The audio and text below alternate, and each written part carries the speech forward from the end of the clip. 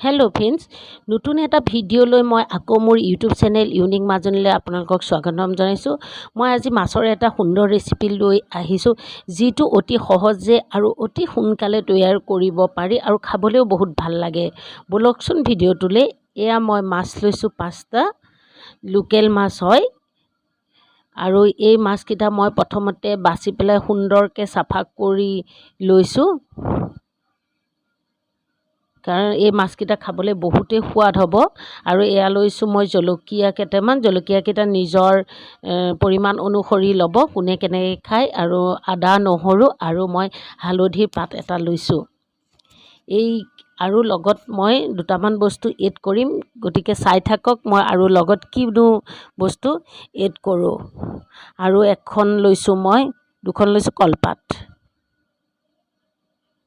কাৰণ এই ৰেচিপিটো কলপাতত দি ভাপত দিব লাগিব, খাবলৈও বহুত ভাল হ'ব। এতিয়া মই মাছকেইটাত অকণমান নিমখ দিছোঁ, নিমখটো পৰিমাণ অনুসৰি দিব।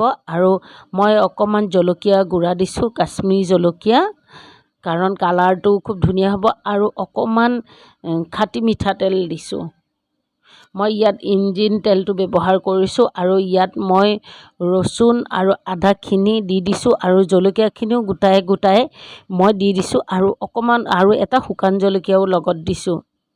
আৰু এই হালধি পাতটো দেখিছেনে, এইটো মই বেলেগ ধৰণে ব্যৱহাৰ কৰোঁ। কিছুমানে হালধি পাততো আপুনি মাছখিনি মেৰিয়াই দিব পাৰে, কিন্তু মই এটা বেলেগ ধৰণে কৰোঁ। মই প্ৰথমতে হালধি পাতকেইটা সৰুকৈ টুকুৰা কৰি পেলাই ইয়াৰ লগতে মই মিক্স কৰি লৈছোঁ। এয়া চাওকচোন, এনেকৈ পাতকেইটা দি গোটেই মিশ্ৰণখিনি ভালকৈ হাতেৰে সানি ল'ব। এই সানোতে অলপ ভালকৈ সানিব, যাতে মাছখিনিত সুন্দৰকৈ বস্তুখিনি মিলি যায়। এয়া মোৰ এইখিনি সানা হৈ গৈছে। ইয়াত মই আৰু এটা বস্তু এড কৰিম, এইটো আপোনালোকে দিবও পাৰে নিদিবও পাৰে, কিন্তু খাই বেছি টেষ্টি হয় কাৰণে মই এইবিধ বস্তু ইয়াত দিওঁ। এয়া মই চিনি পাইছেনে আপোনালোকে, মই 2 চামুচমান গাজ দিছোঁ। গাজ টেঙা তেতিয়া চেণ্টটো বহুতেই ভাল হয়। আৰু এই হালধি যে পাতটো দিয়া হয়, হালধি পাতত দিলে তাৰ চেণ্টটো খুবেই ভাল লাগে খাই পেলাই। এতিয়া এই মিশ্ৰণখিনি মই আকৌ ভালকৈ সানি ল'ম, যিহেতু মই গাজ দিছিলোঁ। এইখিনি ভালকৈ সানি লোৱাৰ পাছত মই 15 মিনিটমান ৰাখিলোঁ। তাৰ পাছত এই কলপাতখনত মই এতিয়া মাছখিনি এটা এটাকৈ দি ল'ম। এনেকৈ মই মাছখিনি দি লৈছোঁ। এয়া মই মাছখিনি দি লৈছোঁ। মাছখিনিৰ ওপৰতে মই যিখিনি মছলা আছিল সেইখিনিও মই তাৰ ওপৰতে দি দিছোঁ। খুব বেছি মছলা একো ইউজ কৰিব নালাগে। এয়া মই দি দিছোঁ। এয়া খাবলৈ বহুতেই টেষ্ট হয় আৰু এটা আনকমন ৰেচিপি হয়। খুব বেছি তেলৰ প্ৰয়োজন নহয়, গতিকে আপোনালোকে বনাই চাব পাৰে। এতিয়া মই কলপাতখনে এনেকৈ মেৰিয়াই দিছোঁ।